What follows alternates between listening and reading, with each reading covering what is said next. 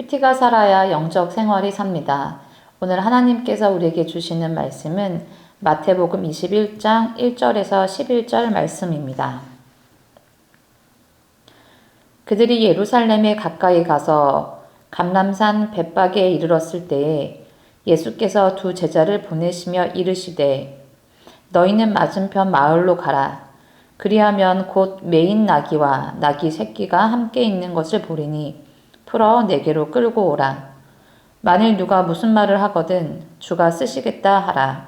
그리하면 즉시 보내리라 하시니 이는 선지자를 통하여 하신 말씀을 이루려 하심이라. 일렀을 때 시온 딸에게 이르기를 내 왕이 내게 임하나니 그는 겸손하여 나귀 곧 멍에 매는 짐승의 새끼를 탔도다 하라 하였느니라. 제자들이 가서 예수께서 명하신 대로 하여 나귀와 나귀 새끼를 끌고 와서 자기들의 겉옷을 그 위에 얹음에 예수께서 그 위에 타시니 무리의 대다수는 그들의 겉옷을 길에 펴고 다른 이들은 나뭇가지를 베어 길에 펴고 앞에서 가고 뒤에서 따르는 무리가 소리 높여 이르되 호산나 다윗의 자손이여 찬송하리로다. 주의 이름으로 오시는 이여 가장 높은 곳에서 호산나 하더라. 예수께서 예루살렘에 들어가시니 온 성이 소동하여 이르되 이는 누구냐 하거늘 무리가 이르되 갈릴리 나사렛에서 나온 선지자 예수라 하니라. 아멘. 오늘의 본문은 예수님께서 예루살렘에 들어오시는 장면입니다. 예수님은 어린 나귀를 타시고 성 안으로 들어오셨습니다. 제자들은 자신의 겉옷을 나귀 위에 얹어 안장처럼 만들었고 사람들은 길 위에 자신의 옷을 깔거나 종려나무 가지를 흔들며 예수님을 맞이했습니다. 이 장면은 단순한 환영 장면이라기보다는 예수님의 공생의 마지막에 일어나는 매우 상징적인 사건이기도 합니다. 그러나 정작 그 자리에 있던 사람들은 그 상징의 의미를 잘 알지 못했다는 사실입니다. 요한복음에서는 제자들조차도 이 사건의 의미를 그때는 알지 못했고 나중에야 깨달았다라고 말합니다. 예수님을 환영하기 위해 모인 사람들의 마음은 모두 달랐을 것 같습니다. 어떤 사람들은 병을 고쳐주신 예수님을 기억했을 것이고 어떤 사람은 새로운 왕이 나타나기를 기대했을 것입니다. 또 어떤 사람은 예수님이 정치적으로 큰 변화를 주기를 기대했을지도 모르고 어떤 사람은 그저 사람들이 이야기하는 유명한 예언자를 보고 싶어서 온 것일 수도 있습니다. 저마다 기대는 달랐고 예수님을 이해하는 정도도 달랐습니다.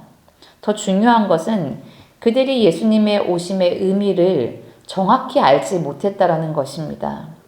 왜 나귀를 타시는지, 또 왜 예루살렘이라는 곳으로 들어오시는지, 그 뒤에 십자가의 사건이 기다리고 있다는 것은 전혀 몰랐습니다. 겸손의 왕으로 오신다라는 의미 전혀 몰랐을 것입니다. 그들은 예수님께서 예루살렘에 들어오시는 진짜 의미를 알지 못했습니다. 그럼에도 불구하고 그 사람들은 정말 기뻐했습니다. 예수님이 오신다는 사실 하나만으로 기뻐했습니다. 그리고 예수님은 사람들에게 아무것도 모르면서 기뻐한다고 핀잔을 주거나 다그치지 않으셨다는 사실입니다. 오히려 그들이 아무것도 모르고 기뻐하며 깔아놓은 그 길을 걸어가셨습니다. 그리고 그들이 호산나 호산나 외치는 환호와 찬양을 기쁘게 받으셨습니다. 본문을 읽다 보면 그 장면이 참 생생하게 그려집니다.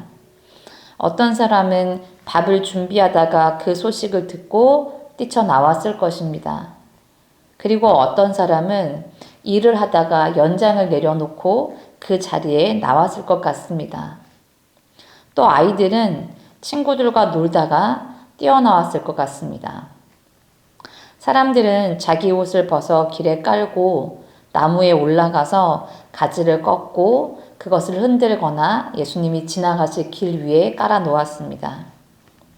그날 사람들은 잠시 자신의 일상을 멈추고 예수님께로 나아왔습니다. 예수님을 맞이하였고 즐겁고 기쁜 마음으로 예수님을 환영하였습니다. 우리는 신앙생활을 하면서 종종 예수님을 이해하려고 애씁니다. 예수님이 어떤 일을 하시는지, 하나님이 왜 이런 일을 허락하셨는지, 내 삶의 의미가 무엇인지 알고 싶은 마음이 큽니다. 더 정확하게, 더 분명하게 하나님의 뜻을 궁금해하고 또 사모하는 마음도 생기죠. 물론 그것은 우리 신앙에 너무 중요한 일입니다. 우리 삶이 하나님의 일하심과 그 의미를 발견하여 순종하는 것은 너무 귀하기 때문입니다. 그러나 오늘 본문은 우리에게 조금 다른 모습을 보여주는 것 같습니다. 이날 그 자리에 있던 사람들은 하나님의 뜻을 정확하게 알기 전에 먼저 기뻐했습니다. 예수님을 만난다는 것 자체로 기뻐하였습니다. 예수님께서 예루살렘에 오시는 것만으로 참 즐겁고 기뻐하였습니다. 10절에는 이렇게 기록되어 있습니다. 예수께서 예루살렘에 들어가시니 온 성이 소동하여 말하되.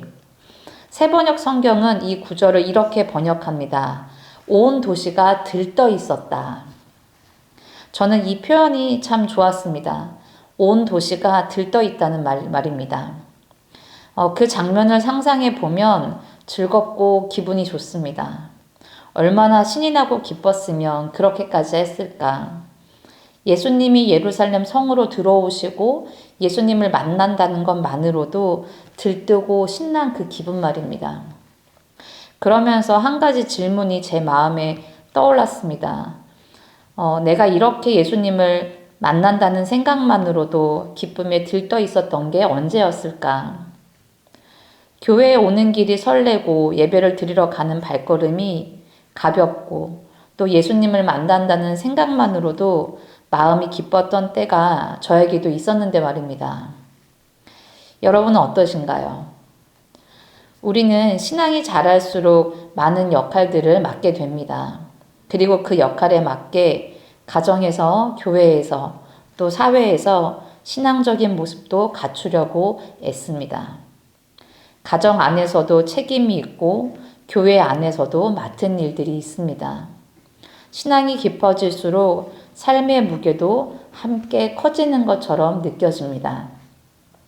분명 그 책임과 역할은 소중하고 저와 여러분이 신앙의 연수만큼 성숙해지기를 축복합니다.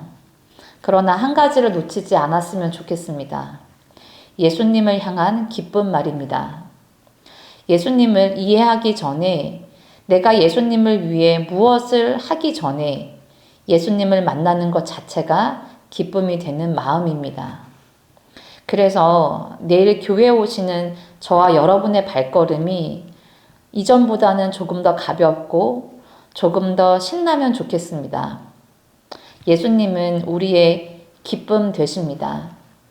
일상의 걱정과 고민들, 가정에 대한 염려와 기대, 마음의 분주함을 잠시 멈추고 예수님을 만난다는 기쁨으로 교회에 올 수 있는 그 주일이 되기를 바랍니다. 특별히 교회에서 맡은 사역과 직분 때문에 여러 가지 책임감으로 교회에 오는 발걸음이 무거우셨던 분들이 계시다면 내일은 오늘 말씀 본문에 등장한 사람들처럼 예수님을 만난다는 사실만으로 기쁨과 즐거움이 있기를 바랍니다. 교회에 보이는 모습, 다른 성도들의 모습, 예배의 모양에 관계없이 그저 예수님 때문에 예수님만으로 기쁘고 즐거운 주일이 되기를 축복합니다. 기도하겠습니다. 살아계신 주님, 오늘 말씀을 통해 예수님께서 예루살렘으로 들어오시던 장면을 함께 묵상하게 하시니 감사드립니다. 그 자리에 있던 사람들은 예수님이 어떤 길을 가시는지 그 의미가 무엇인지 다 알지 못했습니다. 그러나 그들은 예수님이 오신다는 사실 하나만으로 기뻐했습니다. 자신의 옷을 길에 깔고 나뭇가지를 흔들며 예수님을 맞이했습니다. 주님, 우리에게도 그 마음을 허락하여 주시옵소서. 우리가 모든 것을 이해해서가 아니라 모든 것을 알게 되어서가 아니라 그저 예수님을 만난다는 사실 하나만으로 기뻐할 수 있는 마음을 주시옵소서. 신앙이 자라갈수록 책임도 많아지고 삶의 무게도 함께 커져갑니다. 그러나 그 가운데서도 예수님을 향한 기쁨과 즐거움을 잃어버리지 않게 하여 주시옵소서. 일상의 분주함과 움직임을 멈추고 예수님께 기쁨으로 달려나온 그날의 백성들처럼 우리 영명의 성도님들도 일상을 멈추고 마음의 분주함을 멈추고 무거운 책임감을 잠시 내려놓고 주님 앞에 나오게 하여 주시옵소서. 그리하여 주일을 보내는 하루가 맡은 일을 다했다는 보람보다는 예배를 통해 주님을 만났다는 참된 기쁨을 먼저 누리게 하시고 그 기쁨과 즐거움이 새롭게 시작하는 일주일에 힘이 되게 하여 주시옵소서.